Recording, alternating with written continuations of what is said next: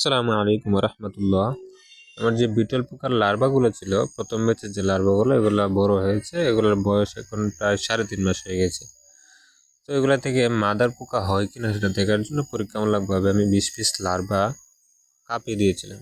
Cup বলতে বাড়িতে বোতল কেটে যেভাবে দেওয়া যেভাবে দিয়েছিলাম। তো এগুলা থেকে দেখা যাচ্ছে 5 পিস লার্ভা ফুটে গেছে। তাই আমি আমার যে পুরাতন একটা বই রাখার সেলফ ছিল, ওটার মধ্যে 200 পিস কাপ এনে 200 পিস লার্ভা আজকে দিয়েছি। অতীতেরগুলো যেহেতু ফুটে গেছে, পরীক্ষামূলকভাবে দিয়েছিলাম, সেগুলো যেহেতু ফুটেছে, আশা করতেছি এগুলো ফুটবে ইনশাল্লাহ।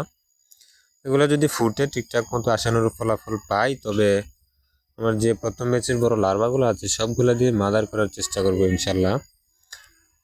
যদি আশানুরূপ ফলাফল পাই তবে। আর যে কাপগুলো দেখতে পাচ্ছেন, এগুলা খুবই সাশ্রয়ী মূল্যের, মোটামুটি ভালো আছে কাপগুলা, বড় সাইজের আছে। এগুলা থেকে লার্ভা উঠে পালিয়ে যাওয়ার কোনো ভয় নেই। 50 পয়সা প্রতি পিস নিয়েছে, সাশ্রয়ী মূল্য। যাই হোক, সবাই দোয়া করবেন।